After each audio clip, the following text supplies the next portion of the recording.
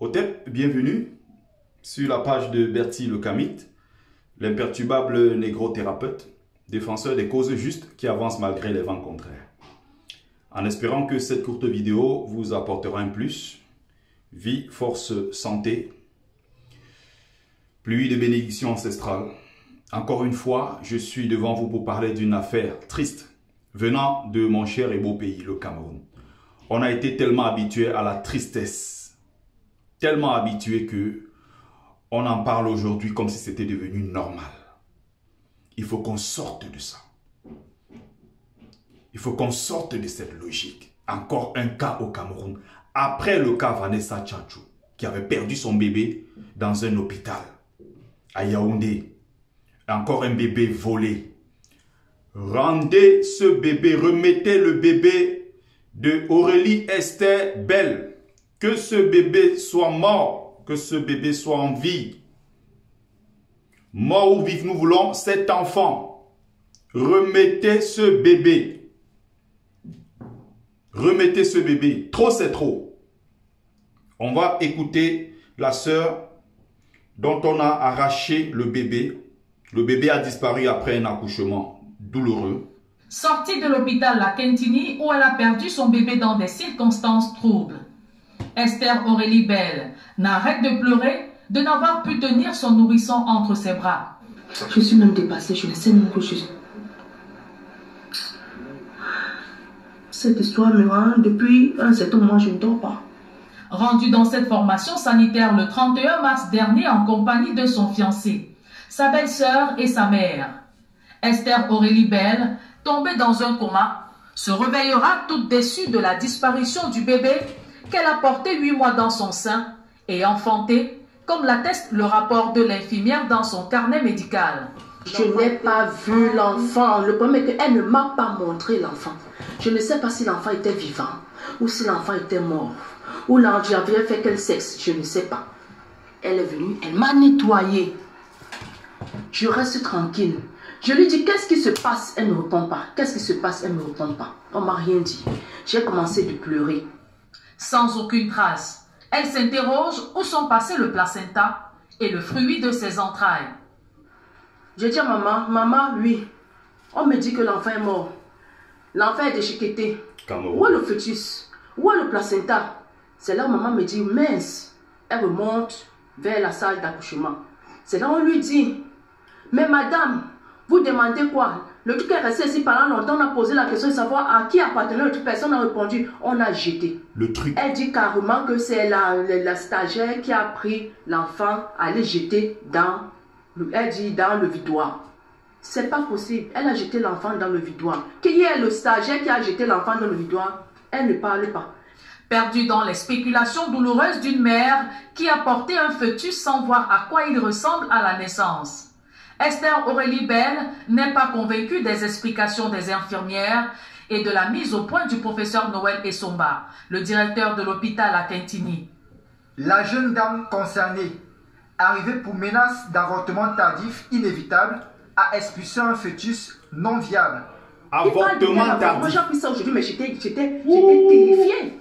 Ils veulent camoufler l'histoire comme ça là, tout en bas. Parce qu'après ils sont venus me demander pardon. L'autre, la sage-femme a failli, elle est venue, elle me dit qu'elle veut m'injecter. C'est ma vie qui était en jeu hier, voilà pourquoi je suis sortie de l'hôpital. Disant que c'est le directeur qui a demandé qu'on vienne me prendre l'injection, on vient m'injecter. Pourtant le directeur n'était pas au courant de ça. Voilà pourquoi je sors de l'hôpital. Alors que ce vide restera à jamais gravé dans sa mémoire, Esther Aurélie Bell demande que justice lui soit rendue.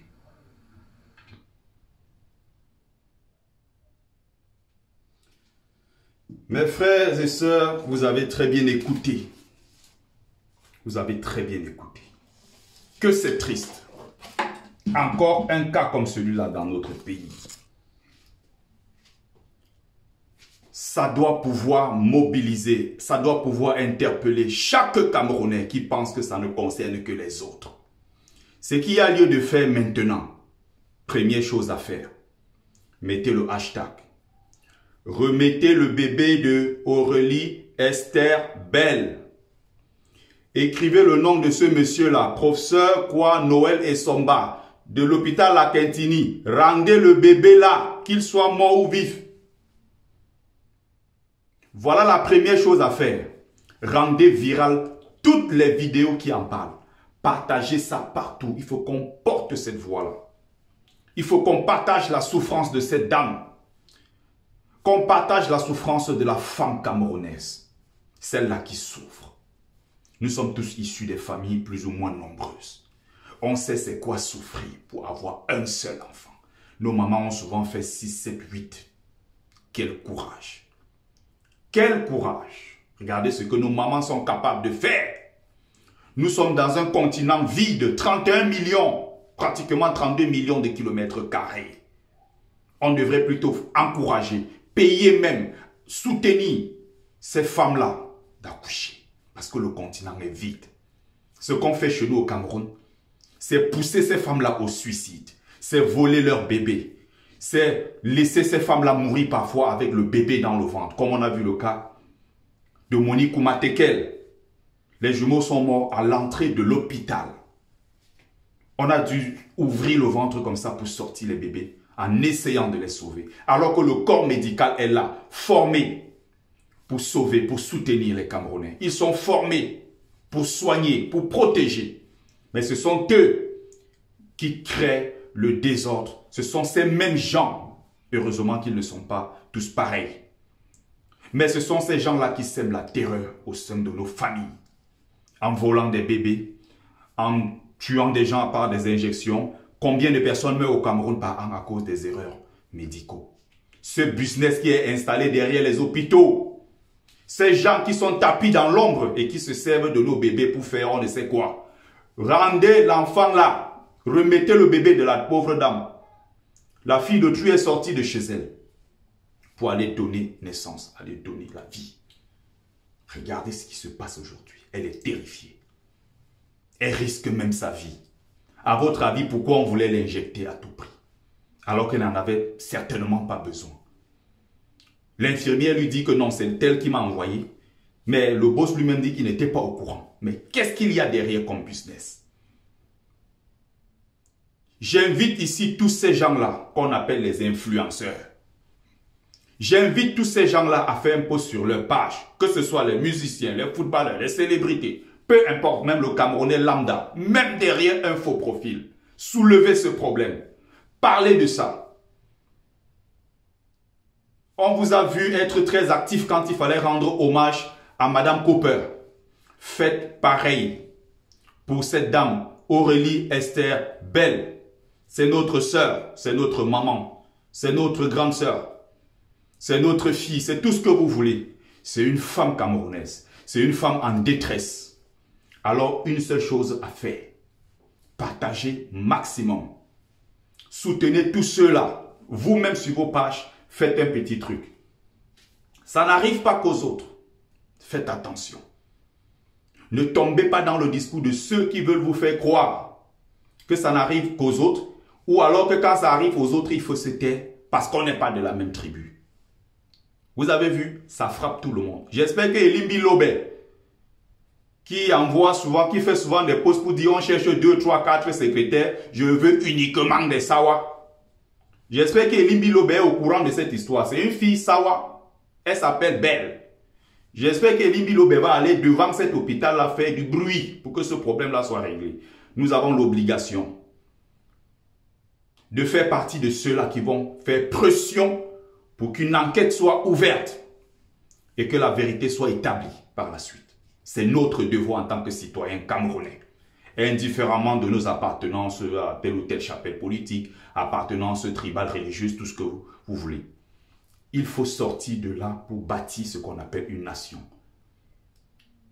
Il faut partir de là pour la nation, sans pour autant écraser nos appartenances. C'est comme ça qu'on construit un pays. C'est pas que ça arrive à l'autre, on dit non, on ne parle pas parce que ça ne nous concerne pas. Quand Valsero allait faire une semaine en cellule, parce qu'il se battait pour l'affaire Vanessa Tchatchou, dont on avait volé le bébé, il n'avait pas regardé d'où elle venait. Quand je suis arrivé à l'hôpital, en Djombe, dans mon village natal, j'ai vu des femmes séquestrées dans un hôpital qui avaient accouché, d'autres par césarienne, et qui étaient bloquées là-bas depuis des mois parce qu'elles n'avaient pas payé leurs factures. Des femmes séquestrées. Je n'ai pas cherché à savoir d'où elles venaient. Jusqu'à aujourd'hui, je ne sais même pas d'ailleurs de quelle tribu elles étaient. Il fallait sauver ces femmes, il fallait les aider. J'ai fait le nécessaire pour que ces femmes-là soient dehors. Une partie, bien sûr avec votre contribution. J'ai moi-même fait le nécessaire étant sur place au Cameroun. Pour soutenir toutes ces femmes. Quand je suis revenu ici, tous ensemble, on a fait une cagnotte pour que ces femmes-là soient libérées. C'est comme ça qu'on construit un pays. Louange de ces gens-là, dès qu'ils ont 200, 300 de mégas, ils viennent s'asseoir sur Facebook pour nous insulter. Ça fait mal. Nous subissons des choses au quotidien. Parce qu'on aime ce pays. Arrêtez de faire croire aux gens que qu'on fait certaines choses, c'est parce qu'on a quelque chose derrière. Tous les Camerounais qui se battent, que vous voyez en diaspora, ont plus à perdre qu'à gagner. Mais on se bat parce qu'on veut voir ce pays-là debout. Quand on aime le Cameroun, on ne peut pas voir une femme dans cette situation et ne rien dire. Quand on aime l'humain, quand on aime ses sœurs, on aime nos mamans. Écoutez ce qu'on a dit. Le truc là, on parle comme ça d'un être humain. On a posé le truc. C'est à se demander même si ces gens qui sont dans le corps médical l'ont fait par passion. C'est à se demander si ces gens-là même sont parfois bien payés pour ce qu'ils font. C'est à se demander s'il y a encore l'amour de l'humain en eux.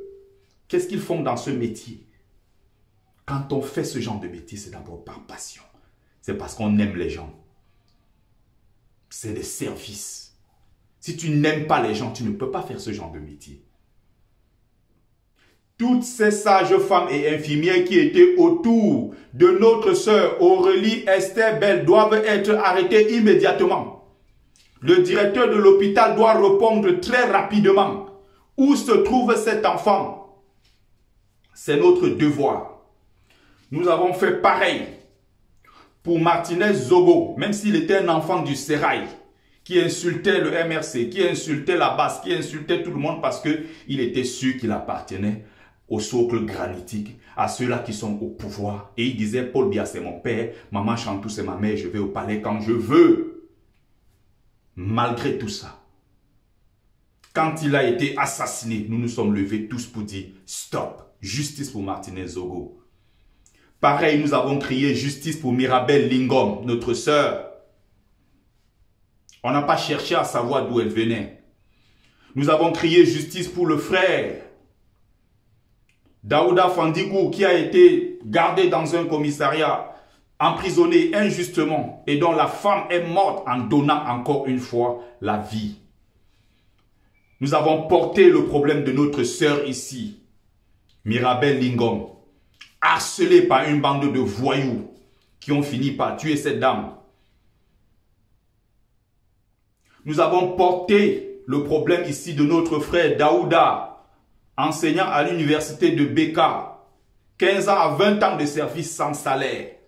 Nous avons porté son problème, comme on a porté le problème de Parfait ici avec la jeune fille, le problème de Martin Camus Mime avec la jeune Malika. Il y a tellement d'histoires comme ça que nous avons porté.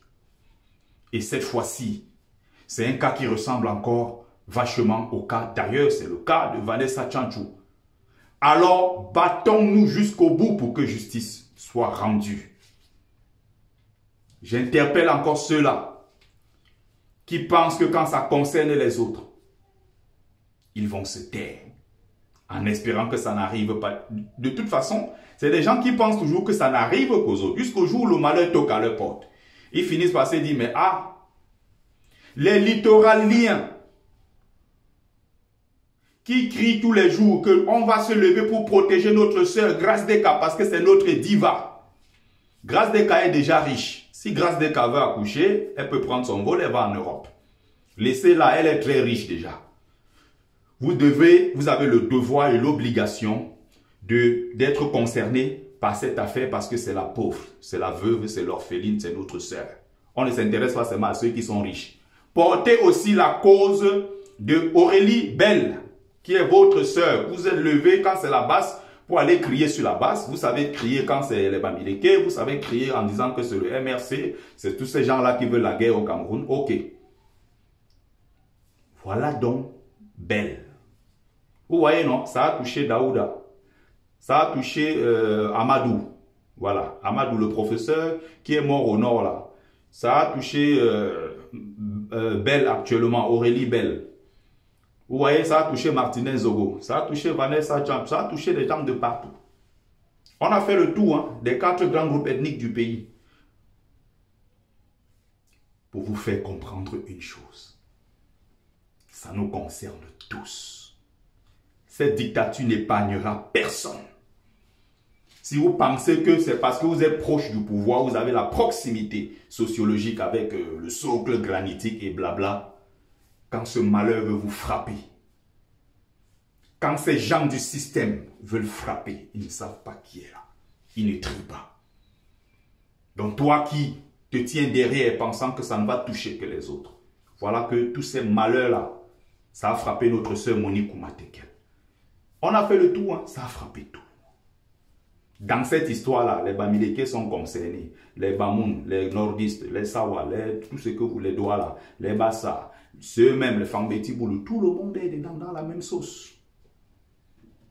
Tout le monde est dans la même sauce. C'est pour ça qu'on dit, nous devons nous battre. C'est ce que je disais tout à l'heure dans un post. Nous devons nous battre pour construire ce Cameroun, pour reconstruire ce beau pays. Et pour reconstruire le Cameroun, ça passe par la reconstruction de l'humanité camerounaise. On ne peut pas construire le Cameroun sans construire l'humanité camerounaise. Il faut qu'on refasse tout ce travail parce que Biya a détruit les Camerounais. Quand vous voyez les Camerounais marcher, c'est des loques humaines. Ils ont la forme des humains, mais il n'y a plus rien dedans. Le régime en place a tout retiré, a sacrifié ce peuple, au point où les gens sont prêts à se manger entre eux. Tu as un problème de carte d'identité dans ton propre pays. Au lieu de te lever pour dire stop, tu attaques ceux de la diaspora. Au lieu d'attaquer le responsable qui est Paul Biya dans ton propre pays. Quand on te dit descends dans les rues, tu dis que non, je ne descends pas parce que c'est l'affaire de Kamto. Pourquoi Kamto ne descend pas lui-même dans les rues avec ses propres enfants? Comme si tu faisais ça pour Kamto. Tu le fais pour toi. Mais Kamto le fait certainement pour toi. Kamto n'a pas faim. Que ce soit Cabral qui a dit la dernière fois, descendons pour notre problème d'électricité. Certains ont dit, ah, il part où avec ces choses-là. Cabral peut rester chez lui aujourd'hui, il a son groupe électrogène, il a tout pour être bien. Quand si on vend le cube au Cameroun, un cube même à 1000 francs, on vend un poulet à 10 000, il va toujours manger chez lui. Il a déjà travaillé, il a tout. Toi le pauvre, bats-toi pour ton avenir. Quand on te dit sort, tu crois que c'est l'affaire de Kamto. Quand on te dit sort, tu crois que c'est l'affaire des Bamileke. Ça frappe tout le monde. J'en profite ici pour lancer ce message aux autorités camerounaises. Je ne sais pas si au Cameroun c'est autorisé ou c'est interdit. Mais à ce que je sache, peut-être les lois ont changé récemment. Mais à ce que je sache, avant de partir du Cameroun, il n'était pas possible de faire entrer un père dans la salle d'accouchement. Il faut que cela change. Que les parents soient présents, au lieu d'être dans des bars, ou sur leur deuxième, troisième, je ne sais pas quantième bureau. Au lieu d'être en train de dire Samuel Eto'o, c'est mieux Eto'o, Messi a marqué, Ronaldo a marqué. Que ces parents-là soient auprès de leurs femmes quand elles accouchent. Peut-être si on permettait aux parents d'entrer ou à un membre proche de la famille, cela ne serait pas arrivé.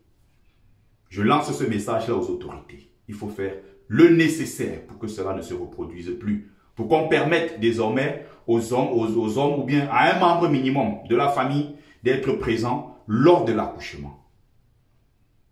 Que ces gars-là sortent des bars, qu'ils aillent assister leurs femmes. Ce n'est pas seulement bon quand on met la petite graine. Il faut être là pendant tout le processus. Ici en Europe, c'est autorisé. C'est le père même qui coupe le cordon. Pourquoi pas le faire chez nous? Voilà mon message. Voilà le message que je voulais passer cet après-midi. Merci à vous. Merci à ceux qui ont pris le temps de regarder le live.